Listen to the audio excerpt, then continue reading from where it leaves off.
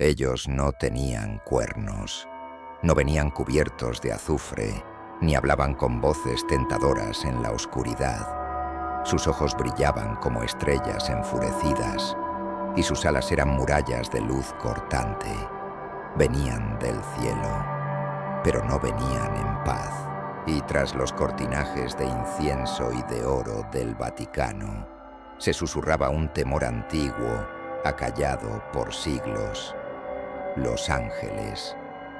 A diferencia del diablo, figura conocida, domada en los sermones y en las ilustraciones infernales, los ángeles albergaban un misterio más profundo, más perturbador. Mientras el diablo representaba la tentación, los ángeles eran manifestaciones puras de la voluntad divina, y por eso mismo, incontrolables. Aparecían cuando querían, castigaban sin piedad, no entablaban tratos, eran la justicia en su forma más cruda, despojada de compasión.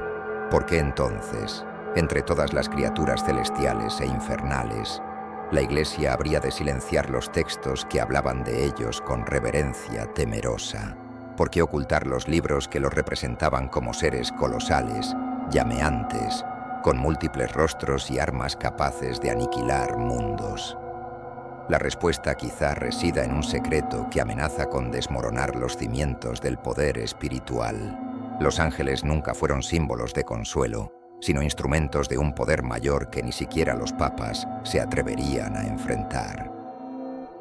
Hoy vamos a recorrer los corredores sombríos de la historia oculta del cristianismo. Revelar los manuscritos, suprimidos, los nombres borrados y los temores disfrazados tras vitrales coloridos, y entender por qué, entre Dios y el diablo, el verdadero miedo siempre procedía del cielo. ¿Estás listo para enfrentar aquello que ni los exorcistas se atreven a nombrar? Entonces, respira hondo. La verdad comienza a revelarse muy antes de ser retratados como figuras delicadas, envueltas en túnicas blancas y portadores de arpas. Los ángeles eran temidos como entidades colosales y aterradoras. Las primeras descripciones angelicales, tanto en las tradiciones judías como en las protoformas del cristianismo, presentan criaturas que desafían la razón y la lógica humana.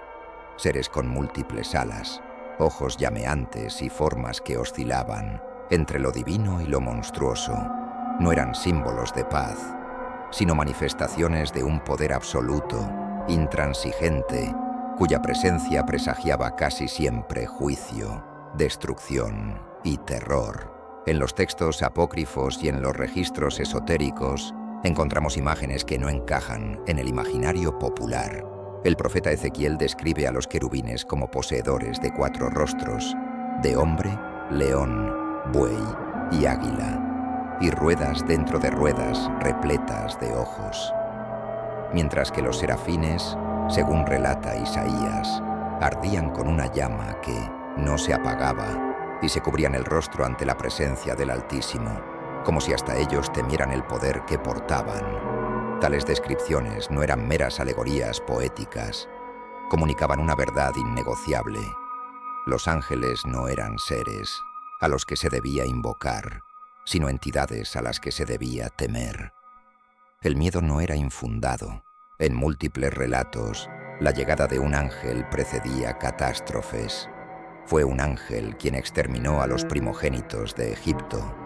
Otro, quien diezmó a 185.000 soldados asirios en una sola noche. Fueron ángeles quienes cerraron las puertas del Edén con espadas llameantes y quienes anunciaron la destrucción de Sodoma y Gomorra. Esos emisarios no traían consuelo, traían orden. El orden de un cosmos donde la misericordia era un lujo y la obediencia era la única salvación. Pero porque la Iglesia, que tanto se apoyaba en jerarquías y dogmas, evitaba discutir ese rostro de los ángeles. La respuesta puede hallarse en la naturaleza subversiva de esos seres. A diferencia de los santos y mártires, los ángeles no eran domesticables. No tenían devociones, no aceptaban ofrendas. no respondían a dogmas humanos. Eran soldados de una guerra cósmica cuya lógica escapaba al entendimiento clerical. Su mera presencia desafiaba el monopolio de la Iglesia sobre lo sagrado, pues indicaba que la divinidad podía actuar directamente, sin intermediarios terrenales, que el juicio divino no necesitaba catedrales para manifestarse. Bastaba un mandato y el cielo se desplomaba. Esa autonomía aterraba al Vaticano, porque si los ángeles son ejecutores de la voluntad divina y sus acciones ignoran los pactos humanos, entonces ni siquiera el Papa estaría a salvo si el cielo decretara un nuevo juicio. Y eso, dentro de los muros de San Pedro, era un temor más real que cualquier infierno. Imagina una fuerza capaz de atravesar murallas como viento cortante, de detener el tiempo con un simple gesto y de convertir reinos en cenizas con la precisión de un relámpago. Ahora imagina que esa fuerza no responde a súplicas, no se conmueve ante las lágrimas y actúa sin vacilación al recibir una orden divina. Así eran los ángeles en la cosmovisión más antigua, antes de que el imaginario moderno los suavizara en figuras decorativas. Para los altos mandos del Vaticano, ese tipo de poder era una amenaza que pendía sobre sus propias coronas de oro, como una espada invisible. Los textos apócrifos y esotéricos, como el libro de Enoc, el Apocalipsis de 1900, Abraham y el Testamento de Salomón, revelan una galería de entidades celestiales que operan como armas vivientes. Uriel, por ejemplo, es descrito como quien trae las llamas de la condenación. Rafael, con su mirada penetrante, es el sanador, pero también el destructor de espíritus malignos. Miguel es el general de las huestes celestiales, conocido por haber derrotado al propio Lucifer en una batalla cósmica que retorció los cielos. Esos ángeles no pedían permiso, ellos actuaban. Hay pasajes en los que los ángeles son enviados no solo contra ciudades pecadoras, sino contra reyes arrogantes, sacerdotes corruptos e incluso profetas que desafiaban el orden establecido. Operan fuera de la política celestial, como extensiones directas de la voluntad de Dios. Esto significa que, a diferencia del diablo, cuya presencia puede ser exorcizada, combatida o utilizada como justificación para reforzar la autoridad de la Iglesia, los ángeles no pueden ser manipulados. Actúan con precisión quirúrgica y su misión es restaurar el orden divino, aun si esto implica la destrucción total. Ese tipo de acción provocaba escalofríos en los pasillos del Vaticano. Imagina una institución que construye su autoridad sobre la mediación entre el hombre y Dios, al descubrir que existen agentes divinos capaces de intervenir sin consultarla, sin seguir sus ritos ni reconocer su autoridad. Por eso tantos textos fueron eliminados del canon o reinterpretados hasta volverse inofensivos. El poder angelical, cuando se comprendía en su forma original, hacía obsoleta la figura del sacerdote como intermediario. Además, la iconografía medieval, antes de la censura sistemática, representaba a los ángeles con espadas llameantes, rostros implacables y alas que se plegaban como murallas de acero. Algunos textos describen que solo mirar directamente a un ángel podía dejar a un hombre ciego o loco. Eso no era una metáfora, sino una advertencia. Eran el terror del propio cielo. Durante la Edad Media, teólogos como Tomás de Aquino intentaron racionalizar la existencia de los ángeles dentro de jerarquías celestiales. Crearon 9 coros angelicales, cada uno con su función, en un esfuerzo por ordenar el caos. Sin embargo, los relatos antiguos persistían y resurgían, alimentando el temor de que esos seres pudieran, en cualquier momento, intervenir de manera catastrófica. Hubo incluso rumores de apariciones angélicas dentro del Vaticano, dejando huellas en las piedras y silencios en los corredores que nunca se explicaron.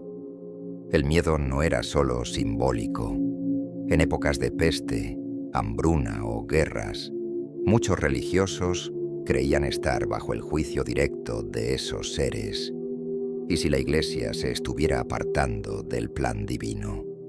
¿Y si los ángeles, en lugar de proteger la fe, vinieran a purificarla con fuego y espada? A diferencia del diablo, los ángeles no tentaban, no seducían, no engañaban, simplemente cumplían su misión. Y para una institución basada en rituales, dogmas y control, nada resulta más aterrador que un ejecutor silencioso, imparable y fiel a un propósito que trasciende cualquier lógica humana. Tras las bibliotecas doradas y los archivos sellados bajo 7 llaves, el Vaticano no solo guarda los secretos de la fe, sino también los ecos asfixiados de verdades innombrables. Entre esos ecos, pocos resuenan con tanta intensidad como los relatos sobre los ángeles en su forma original. No los ángeles de las oraciones infantiles, sino los guerreros incandescentes del Apocalipsis, los jueces incorruptibles que actúan sin piedad. Y fue precisamente por eso que la Iglesia se esforzó en silenciar sus nombres, ocultar sus hazañas y condenar como herejía cualquier visión que los situara fuera del control de la doctrina.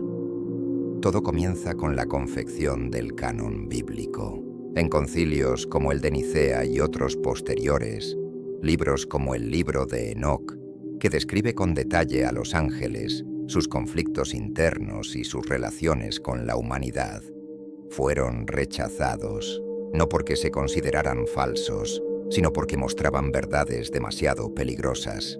En ese texto, los ángeles aparecen como entidades autónomas, capaces de desobedecer órdenes celestiales, enamorarse de los seres humanos e incluso enseñarles conocimientos prohibidos, metalurgia, astrología, magia y guerra. Enoc relata una rebelión silenciosa dentro de las huestes celestiales, donde seres como Semjasa y Azazel deciden cruzar el velo y actuar en nombre de una compasión prohibida. No cayeron como Lucifer en una explosión de orgullo, sino en un dilema moral: salvar o obedecer. Y esa ambigüedad resultaba intolerable para el proyecto de una iglesia empeñada en dividir el mundo entre santos y pecadores, cielo e infierno. Los ángeles que cuestionaban el orden, incluso por empatía, se convertían en enemigos. Además de Enoc, otros textos considerados heréticos también fueron sepultados. El Apocalipsis de Baruch, el libro de los jubileos, el testamento de Leví, todos describían a los ángeles como mensajeros de juicio, pero también como entidades con libre albedrío, dotadas de emociones y capaces de elegir caminos divergentes. La Iglesia comprendió que, al admitir tales posibilidades, habría una brecha peligrosa. ¿Y si los ángeles revelaran una versión de la verdad que no pasara por el clero? La destrucción de manuscritos, muchas veces justificada como defensa contra la herejía, se convirtió en una operación sistemática. Los monjes copistas recibían instrucciones explícitas sobre qué textos podían preservarse y cuáles debían olvidarse. Monasterios enteros fueron quemados por albergar bibliotecas corrompidas, y cuando no se podía destruir, los textos se ocultaban en las profundidades de archivos secretos, alejados de los ojos de cualquier teólogo independiente. Los archivos secretos del Vaticano, hoy en gran parte inaccesibles, guardan miles de documentos que jamás han salido de los muros papales. Entre ellos, según persistentes rumores, están registros de apariciones angélicas no reconocidas por la Iglesia, fenómenos inexplicables ocurridos durante rituales e incluso cartas intercambiadas entre papas y órdenes monásticas que alertaban sobre señales de ira celestial. Durante la Inquisición, quien afirmaba haber visto a un ángel fuera de los moldes oficiales podía ser acusado de pacto demoníaco. Paradójico, solo a primera vista, porque un ángel que no encaja en la doctrina oficial es tan peligroso como un demonio, o quizás más. Al demonio se le combate con oraciones, crucifijos y ritos de exorcismo, Pero a un ángel no se le exorciza. Un ángel cumple órdenes del cielo, aunque esas órdenes signifiquen destruir una estructura humana.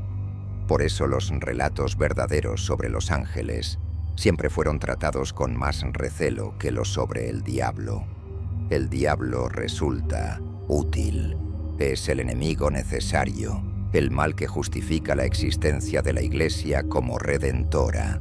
Pero los ángeles originales son impredecibles, imparciales, demasiado justos para tolerar la corrupción, incluso si ésta viste sotanas bordadas y luce anillos de oro. En épocas modernas, algunos estudiosos y sacerdotes disidentes intentaron rescatar esa verdad olvidada. La respuesta del Vaticano fue siempre la misma: silencio, silencio y aislamiento. Sacerdotes excomulgados, publicaciones vetadas, autores amenazados con el ostracismo, porque reconocer que el cielo alberga fuerzas que no se inclinan ante la Iglesia arriesga colapsar la estructura eclesiástica que ha gobernado el mundo durante siglos. En ese silencio permanece oculta la mayor herejía, la idea de que los ángeles no sirven a la Iglesia, sino a un Dios cuyo plan puede, y a menudo lo hace, pasar por alto las conveniencias humanas, y que, en algún lugar, tal vez más allá de los vitrales y las cúpulas, ellos aún observan, esperando el momento de actuar de nuevo. Muy antes de la caída de Lucifer, existió una rebelión distinta, más silenciosa, más humana, y tal vez, por eso mismo, más temida. Fue la rebelión de los vigilantes, ángeles enviados para observar la tierra, pero que se encariñaron con los mortales. No buscaron arrebatar el trono de Dios, ni pretender construir un nuevo infierno. Lo que querían era amar, sentir, enseñar, y por ello fueron castigados con un rigor que aún resuena en las sombras de las montañas, en desiertos olvidados y sobre todo en los sótanos del Vaticano. El libro de Enoc, que sobrevivió a la censura oficial gracias a comunidades etíopes y monjes ocultistas, narra con detalle ese episodio perturbador. Los vigilantes, también llamados Grigori, eran ángeles de elevada jerarquía, enviados a vigilar a los humanos. Pero al contemplar nuestra fragilidad, nuestra pasión y nuestra capacidad de crear y destruir, algo cambió en ellos. Semyaza, su líder, hizo un pacto con otros 200. Descenderían a la tierra, tomarían esposas humanas y les revelarían conocimientos sagrados. Y así lo hicieron. El resultado fue catastrófico. Los hijos de esos ángeles con mujeres humanas fueron los Nefilim, gigantes de inmensa fuerza y perversidad que arrasaron civilizaciones enteras. Pero no solo cambiaron los cuerpos. Los vigilantes enseñaron a los humanos el arte de la guerra, los secretos del cielo, los nombres de las estrellas, los rituales de invocación, la manipulación de metales y plantas. Azazel, en particular, reveló a los hombres cómo forjar armas y a las mujeres cómo seducir, misterios considerados sagrados que debían permanecer en el cielo. La furia divina fue inmediata. Dios ordenó al arcángel Uriel que advirtiera, a Enoc sobre el diluvio inminente y a Miguel que castigara a los transgresores. Los vigilantes fueron encadenados bajo las montañas más profundas, condenados a contemplar el mundo que intentaron salvar, mientras éste era borrado por el agua. Sus hijos fueron exterminados, sus nombres proscritos, y el recuerdo de ese episodio sepultado bajo capas de dogma. Pero la pregunta incómoda persiste. ¿Qué llevó a ángeles tan elevados a desafiar las órdenes divinas? ¿Fue mera lujuria o un intento sincero de compartir con la humanidad un fragmento de la luz que les había sido confiada? Para muchos ocultistas, los vigilantes fueron mártires de un saber prohibido. Y esa visión, por supuesto, fue combatida con fervor por la Iglesia, porque plantea una verdad intolerable. No todo desobediente es maligno, y no todo obediente es justo. Esa ambigüedad moral es lo que hace a la historia de los vigilantes tan peligrosa para el Vaticano, porque rompe el esquema maniqueo que sustenta su autoridad, al mostrar que los ángeles pueden amar, equivocarse e intentar liberar. Abre un campo para cuestionar los límites entre cielo e infierno. Después de todo, si hay ángeles que cayeron por amor y demonios que ascendieron por orgullo, ¿qué define realmente el bien y el mal? Además, la rebelión de los vigilantes resuena en otras tradiciones. En el zoroastrismo, en los mitos sumerios, en los relatos gnósticos. Siempre hay entidades luminosas que comparten con los humanos un saber divino y son castigadas por ello. Serán ecos de una verdad ancestral o arquetipos de un drama espiritual universal. Dentro del Vaticano siguen persistiendo rumores de que órdenes secretas, como ciertos grupos de jesuitas o los guardianes de los archivos sellados, todavía estudian la caída de los vigilantes con reverencia temerosa. Porque, si algún día regresaran, no vendrían como salvadores, sino como jueces, y tal vez trajeran consigo no solo el conocimiento olvidado, sino también el juicio final para una institución que los condenó como demonios. Así, los vigilantes permanecen encarcelados, no solo bajo montañas, sino bajo el peso del olvido impuesto. Pero en cada relato, en cada manuscrito reencontrado, en cada susurro que escapa de las ruinas antiguas, hay la sugerencia de que ellos aún observan y que su rebelión tal vez no haya terminado, solo esté dormida. Al final de cuentas, lo que realmente aterroriza no es el fuego del infierno, sino la luz del cielo, no la risa burlona del diablo, sino el silencio implacable de los ángeles. Porque, a diferencia del enemigo declarado, los ángeles llevan consigo la autoridad de lo divino. Son la faz más pura y más dura de la justicia cósmica, y esa pureza es lo que aterroriza. A lo largo de este viaje por las sombras de la fe y de la historia, hemos visto que el Vaticano siempre tuvo algo que temer en los ángeles, no por ser malvados, sino por no ser domesticables. Son mensajeros de un Dios que no consulta a los concilios humanos antes de actuar. Representan una amenaza al control institucional sobre lo sagrado, porque recuerdan, con sus espadas llameantes y sus ojos hechos de 1000 soles, que el verdadero poder no se inclina ante dogmas ni jerarquías. El diablo, por más siniestro que sea, se ajusta a una narrativa conveniente. El rebelde, el tentador, el villano que refuerza la necesidad de la Iglesia como guardiana de la salvación. Pero los ángeles, en su forma original, son mucho más impredecibles. Pueden castigar, destruir, desaparecer. Todo sin advertencia, todo sin explicación. ¿Y qué hacer cuando los mismos siervos del cielo actúan en contra de lo que los hombres creen sagrado? El miedo del Vaticano, en el fondo, siempre ha sido el temor a perder el monopolio de la fe, a que los creyentes comprendan que existen caminos que pasan directamente por lo divino, sin necesidad de mediadores, que hay verdades enterradas en textos olvidados, en leyendas silenciadas y en susurros angélicos que aún resuenan en las noches más calladas.